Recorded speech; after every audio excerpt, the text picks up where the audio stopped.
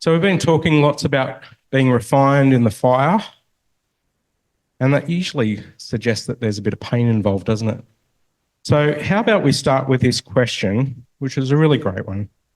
What is the greatest joy or tribulation you have experienced as a Christian? And I'm going to actually get all of you to share that one. And keep it brief, but helpful. Greatest struggle. Or joy as a Christian.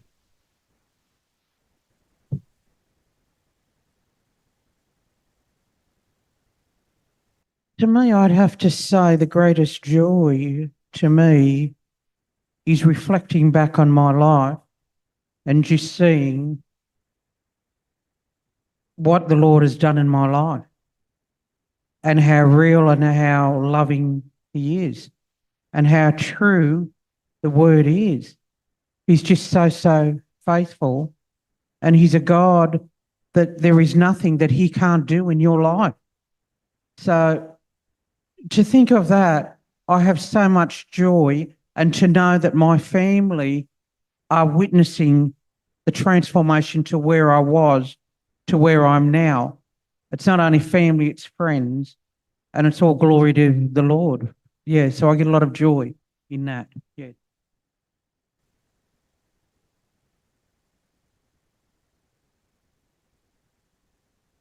Oh, well, I'm going back years and years ago, and when I questioned God, and I thought, "Where are you, God? You know, what's happening? Why aren't you helping me, looking after me?"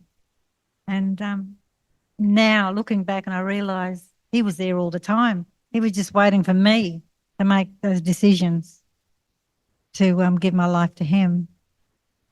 So over a period of 23 years, I was in a domestic violence relationship with my husband, and we by this time, he had how many children? Eight, eight children. But anyway, he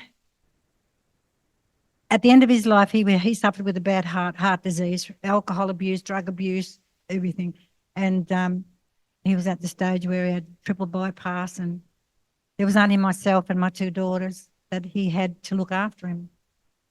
So I said to the girls, well, they worked, and I said, I'll look after him. So I forgave him for everything he ever did to me. And at the end of his, I've got to tell this story. So at the end, well, it was close to a month before he passed, and we took him to a nursing home down in Narooma. And I prayed with him at Wollongong Hospital, and he received the Lord back in his life. And we took him down to Narooma, and the girl said to me, "Mum, did you see the name on the nursing home? The name of the nursing home was Ruth's Home." It was so funny. And yeah, so we took him there, and he only lasted 3 weeks. And because he came from the South Coast, so we took him down there and we buried him in his own country. And yeah, so he passed away 3 weeks after we had him there. And I was seeing a counsellor, a Christian counsellor lady. She's in her 90s now. She's in a nursing home. I used to go every week, once a week, and just to have counselling. And she rang me up one morning on a Friday morning, and she said, "Ruth, I've just seen a vision. God has given me a vision." And she was very emotional. And I said, "Joyce, are you okay?" And she said, "I'm fine. I'm just very emotional because I've never experienced this before." She said, "I've had a lot of things happen, but this was just amazing." So I said, "What did you see?" And she said, "God showed me in this vision that your husband," well, she said, didn't say my husband, she said, "this man was sitting down looking up at Jesus, and Jesus was on the other side of this big crevice, and he was standing up and he was saying to Alan, 'I'm bringing you out of hell because of Ruth's righteousness.'" And it just went, what? Oh my gosh, unbelievable. I couldn't believe it. And yeah. And Jesus just said to him, "Yeah, I'm bringing you out of hell and placing you in heaven because of Ruth's righteousness." And I just couldn't, I was dumbfounded. I couldn't believe it, what I was hearing. And anyway, I hung up and I said, I'll come over. And she said, no, you don't have to. And anyway, 5 minutes later, she rang me back. I know it's pretty hard to sort of think this in your mind, but she said to me, oh my gosh, Ruth, he's just told me. Jesus just spoke to me and said that Alan asked him, would he tell you, this is Joyce, tell her to tell Ruth that I'm in heaven. And I still think about it to this day, and I think, wow, that's amazing. Thank you. Yeah. So that's interesting. So that vision really is, he came to the Lord before he died, though, didn't he? So really it's a picture or a vision of God that God gave you, of him using you, even though it's Christ that saved your husband, he used you to be the one that brought Christ to him. That's a fantastic story. For me, when I was around 30 years old, we had our second daughter, and she was born with a genetic condition, and it was so she was born and she died 10 times on the table. Anyway, she was born and then she started having seizures. The seizures dropped. One every 10 hours, one every 5 hours, one every 3 hours, one every 1 hour. And she was just like, I just watched my daughter being resuscitated again and again and again in front of me. And I was on one side of my child holding my daughter's hand, Anthea, and I said, Lord, please save her, please restore her, please give her life. And my wife was actually on the other side saying, please take her. It's probably better that she doesn't. She gets to enjoy Jesus face to face. And so we were praying, and we were praying different things. Anyway, the Lord restored her. And so she was born, and then we went before the medical panel, and they said she will be a vegetable all her life. You'll have to feed her, and there'll be just a real struggle. Anyway, after that, she just slowly started improving. She started walking at age, I know this sounds strange, at age 4, she started walking, and we just went nuts with celebration. She started just talking. So from a really early age, I just used to have her in the backpack, carry her around. I just sing her hymns and sing her songs all the time. Wherever I went, sing. And she just was this singing little girl, right? And as she started to speak, she started to sing. And so amazing watching her grow. And she loves the Lord, right? She really loves the Lord. And then, so she's growing up. She gets to year 7. She goes to a school called Peterborough. And she's now 19. She is the best evangelist in our church, right? So I just want to say to you, you think the people with disabilities have not got a place in the church, right? Or don't. She is by far the best inviter to church. She said to me, Dad, I want to run a youth group. So first we brought her to youth group. It was really hard for her. She couldn't, mobility problems. Anyway, so I said, why don't I start a youth group, a disability youth group? She goes, yeah. She invites a whole school to youth group. And so anyway, we have like 10 or 12 at the moment, teenagers that have been together for 3 years. They love Jesus. The youth group is amazing. And all the carers who look after these people with disabilities come and hear the gospel every week. I have the best conversations with them. And so I look out amongst the people in the congregation the Lord's put under my care, and my daughter with disabilities has taught me more than any other person in my life. And the Lord is using her in such powerful ways. And so that is a great source of joy, but has also been by far the hardest struggle of my life as well.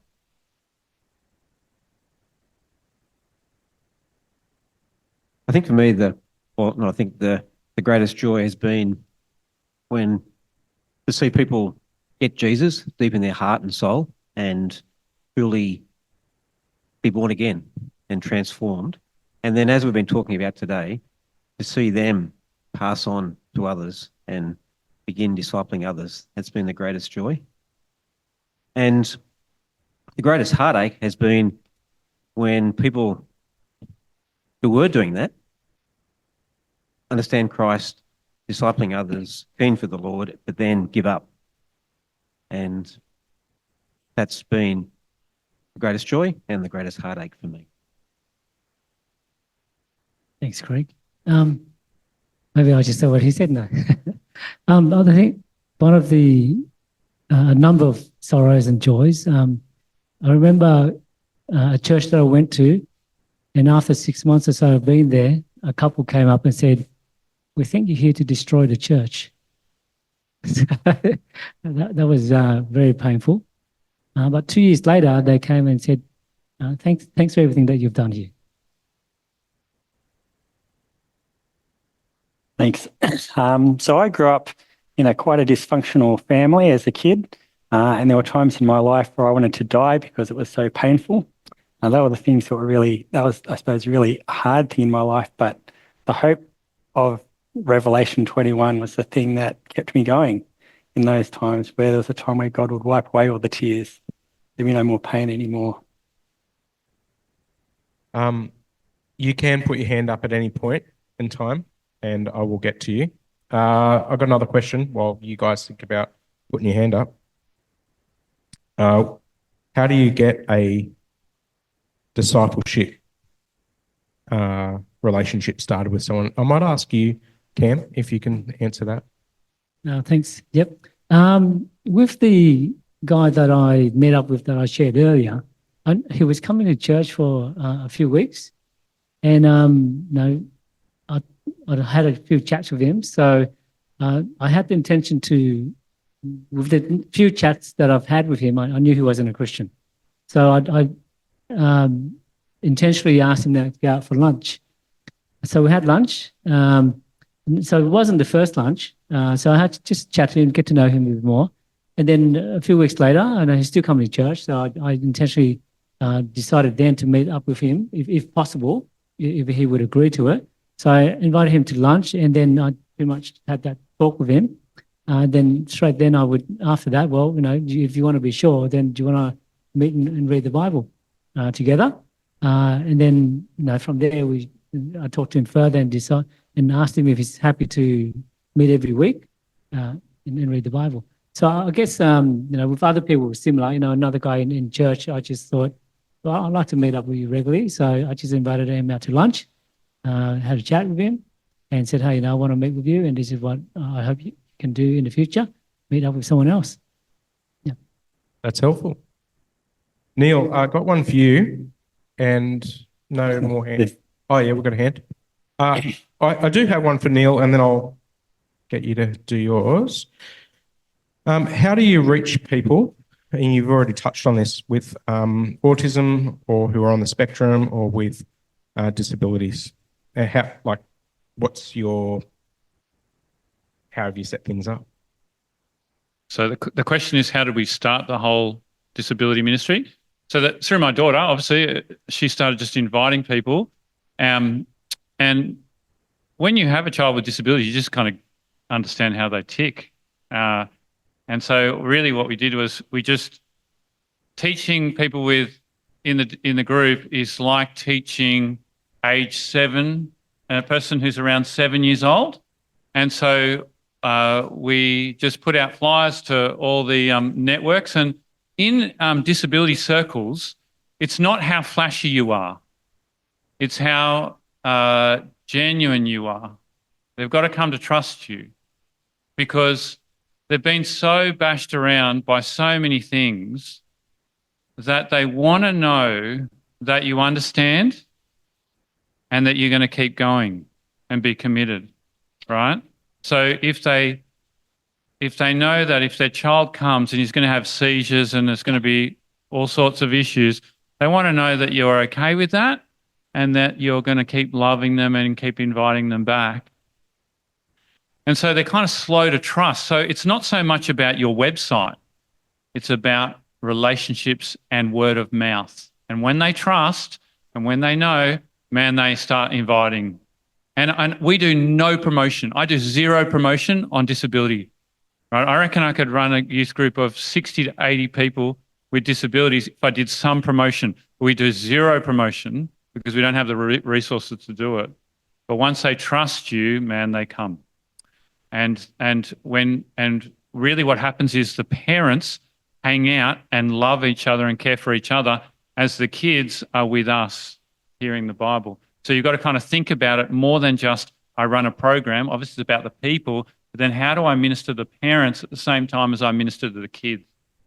And so it's more, you're thinking bigger than just a program on a Sunday or on a Friday. At church, the guys with disabilities, they just come in and they join kids' church. And they're really happy with that. And people say, well, shouldn't we run a real program? And they're seen as their own adults. No, actually, they're really happy just to hang out with the young guys. And they get responsibilities caring for the young guys, almost like they become leaders in church, in kids' church. So it's just to keep empowering them. Thanks for sharing all these stories. We were really encouraged by your stories down in Albion Park Rail, is it? We'd love to hear more. When you're talking about prisons and discipling in prisons, and we even had questions like, is there a difference between how you disciple men and women through there, or if you just had anything to share about that?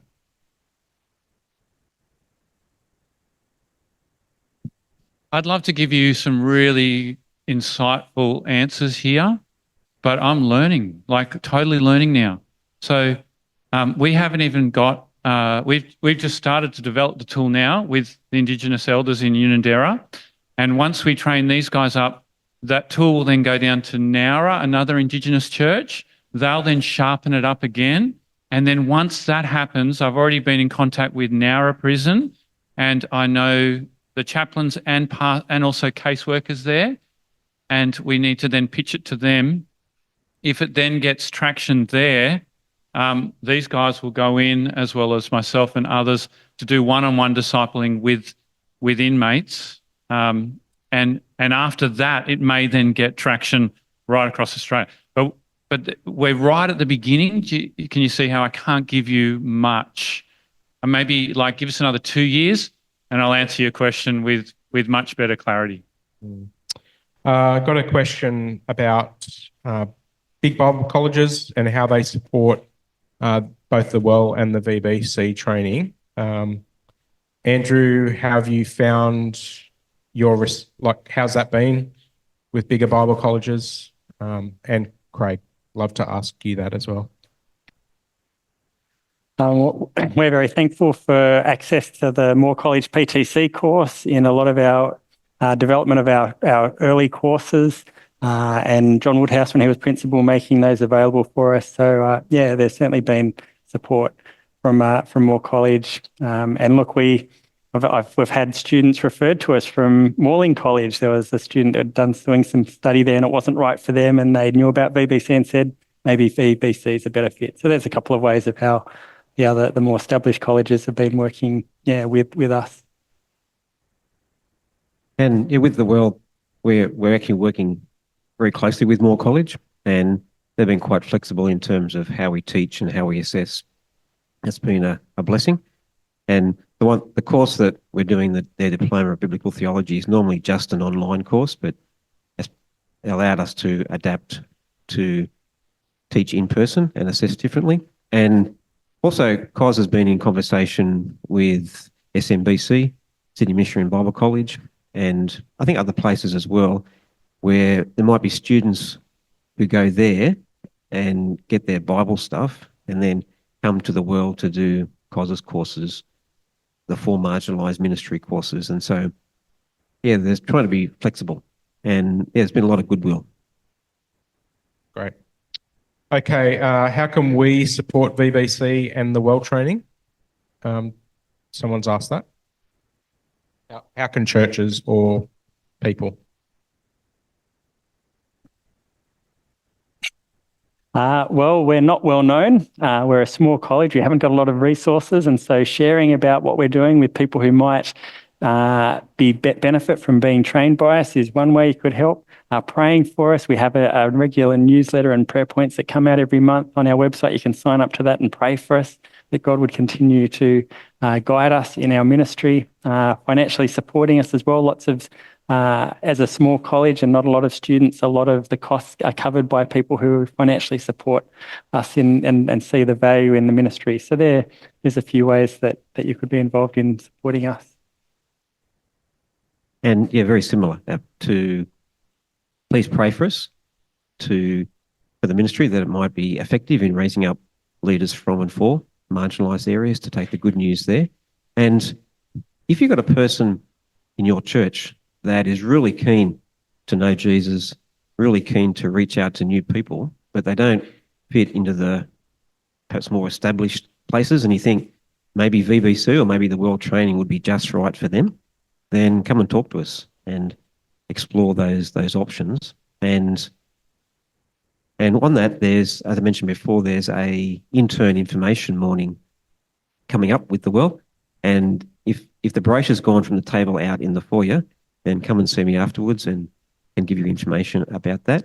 And yeah, but we value mostly your prayers with helping to see the good news go to more housing commission kind of areas, ethnically marginalised people.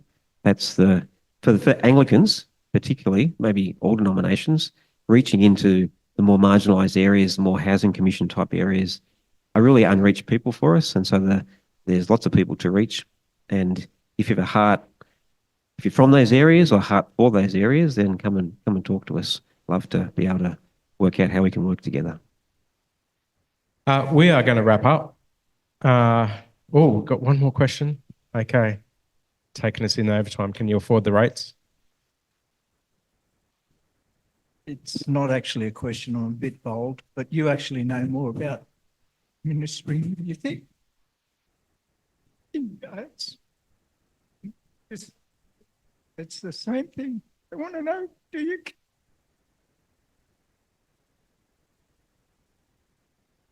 Guys, we are going to finish off. Can you give our panel a hand? How about we spend 5 minutes in prayer, giving thanks to God for this day, for the things that He's shared with us through these people, and that He would move our hearts, that we might take these things back to our churches and share those things with our ministers and with our teams. Let's pray.